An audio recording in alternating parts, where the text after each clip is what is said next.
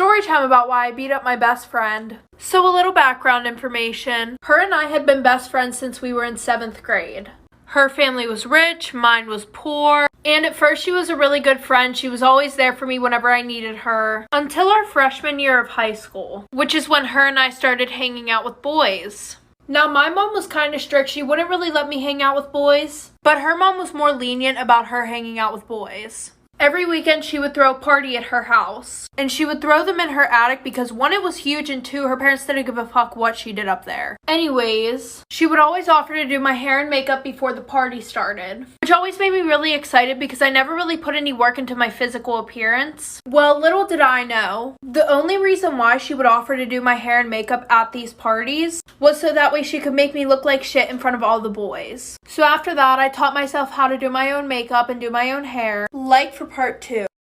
Part 2 about why I beat up my best friend. So like I said, I learned how to do my hair and makeup, and she went on vacation for like a month straight. Well, when she came home, she threw another party, and she was like, don't worry, after I'm done getting ready, I'll do your makeup and do your hair. And I was like, no, it's fine, I got it. She literally looks at me and she goes, are you sure? You don't really know how to do that. Like, it'll probably look really bad. And I'm like, why the fuck would you say that? She goes, no, like, I don't mean it to be rude. It's just that, like, I want you to look good in front of the boys and stuff like that. Like, sis tried to talk me into getting a shower for a full, like, 20 minutes. So after that, the whole night, she's literally being a pick-me girl. She's making all these comments about me in front of the boys, and I just keep brushing them off until her next party. We got ready, and I put on these expensive shoes that I had just bought, and she goes, wow, you just, like, really like to copy my style, don't you? So she starts making comments that whole night about how my family's poor and stuff like that, and she threw up all over my shoes. So I dumped the trash can that everybody had threw up in that night on her, punched her in the face, but like 2 months later, she came to my house and apologized.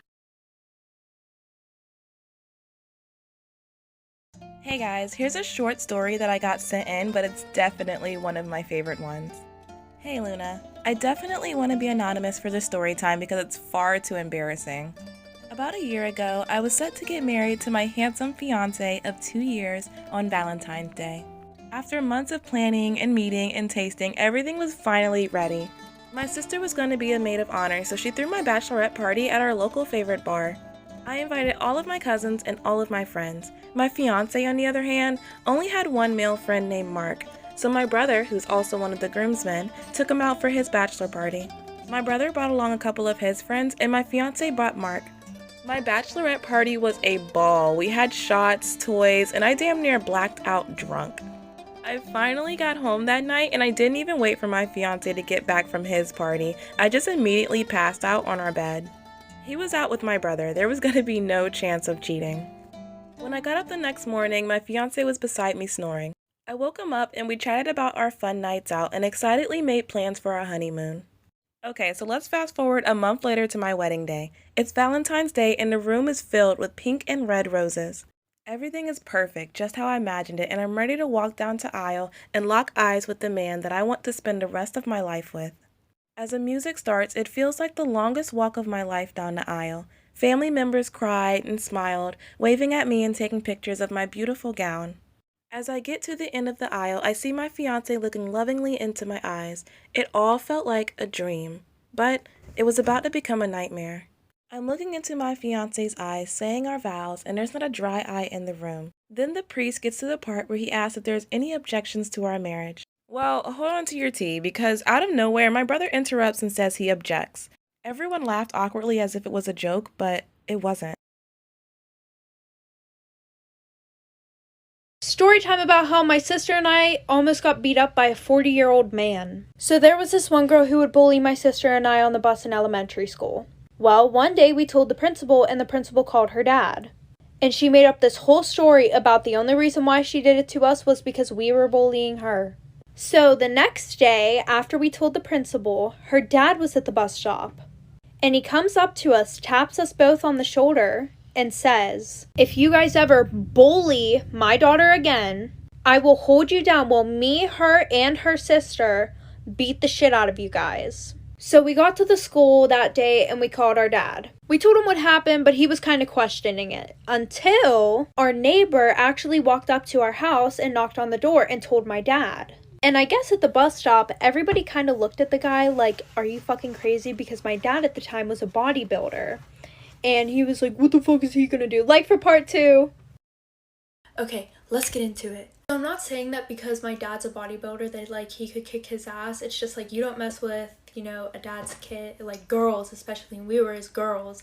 So he called the school. We ended up going to court, and my dad, like, at court was literally like, if you ever lay a hand on my daughters again or like threaten my daughters like that, I will literally kill you. The judge yelled at my dad for that. And then he had to apologize to us, and because basically like he threatened us, and then like he got in trouble a little bit more for that, and like they did some other stuff that I don't really remember, but he wasn't allowed near us. He wasn't allowed to go to the bus stop anymore. He wasn't allowed near the school. If we were at the school, like, it was traumatizing. Like, anyways, thank you guys so much for almost 700,000. I love you guys, and that is part 2.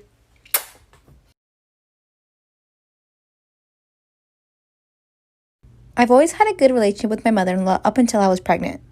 My husband's side of the family hasn't had a girl born in the past 100 years. So when everyone found out I was pregnant with a girl, no one believed me. Everyone was so shocked when it was announced that most of them denied it up until the moment she was born. And that's when the horrible comments started. Whenever my husband wasn't around, my mother-in-law would make snarky comments like, "I wonder where she got that nose. It's definitely not my son's." I never told him and let everything slide because she's older and she's my mother-in-law. But when I was pregnant with baby number 2, and yes, it was another girl, I told him to wait as long as possible because I know she wouldn't like the news. When she found out it was a girl, she started sobbing and screaming. She was calling me a whore and demanded that I get out of her house. "Those girls are not ours. She's a whore, a slut. My son did not make those girls." She looked at me and said, "I let you get away with it the first time. I took you in as family. I allowed my son to believe he fathered that brat, but I will not allow it again." My husband was yelling at his mom, and I got up and took my daughter and I ran to the car sobbing.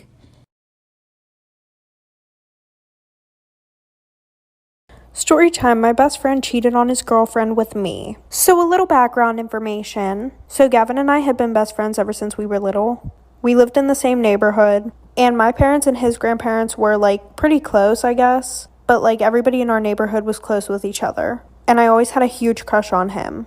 And I would try to like subtly tell him that I liked him. But he would always be like, "Ew, don't joke with me like that. Like, that's not true." And eventually, I just kind of got the hint that that was his way of telling me, "I don't like you. Stop before I tell you," in a mean way. So when we were in middle school, he was always having these like 2-day relationships with all these girls and everything. And me, not so much, because sis didn't have a glow up until she reached like her sophomore year in high school. And the thing was, I wasn't that best friend who would be like, "Ew, don't date her, like she's ugly," or anything like that. Like, I would totally respect all of his relationships, even if they were 2 days long, but he would literally still block me. Well, the one day we were hanging out at his house, like for part 2.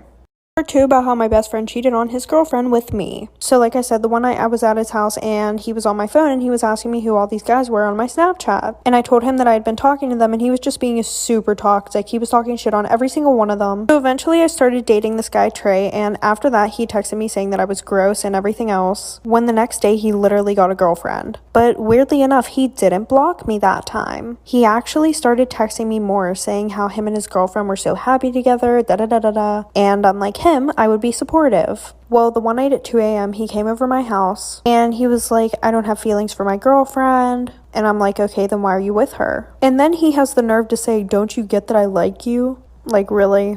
Well, eventually we cut off all communication and he was still with this girl. Well, the one night he asked me to come over and talk, and we ended up doing the nasty. And then he blocked me on everything after he said we should both leave our girlfriends and boyfriends. Well, I ended up telling his girlfriend what we did, and they also come to my family cookouts.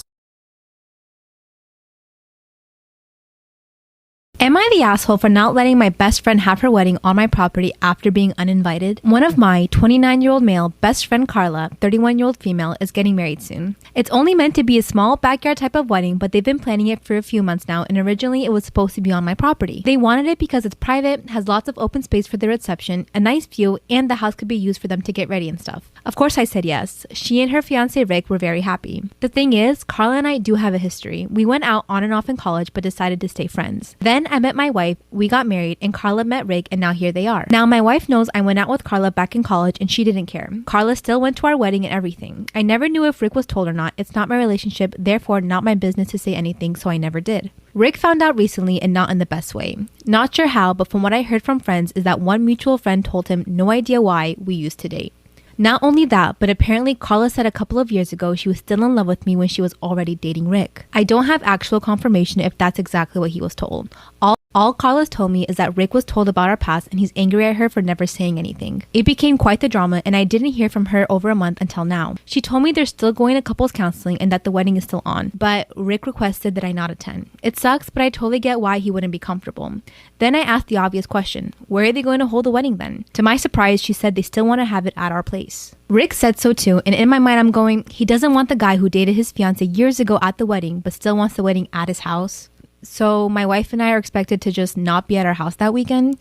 I told Carla no, they're going to have to find someplace else since we're not going to simply leave our home to them for the weekend. Not only for safety reasons, but it just doesn't make sense. Rick doesn't want me around because he's not comfortable, but is comfortable enough to have their wedding at my house. They really want their wedding here though, and because of that, I've been bugged by not only her and Rick, but also honestly, I don't think I am. It just doesn't make sense at all to have to leave our own place for a wedding we're no longer welcome to and leaving our home totally vulnerable. Still, I'm being accused of sabotaging their wedding and Rick believes it's the least I can do after everything. So, am I the asshole?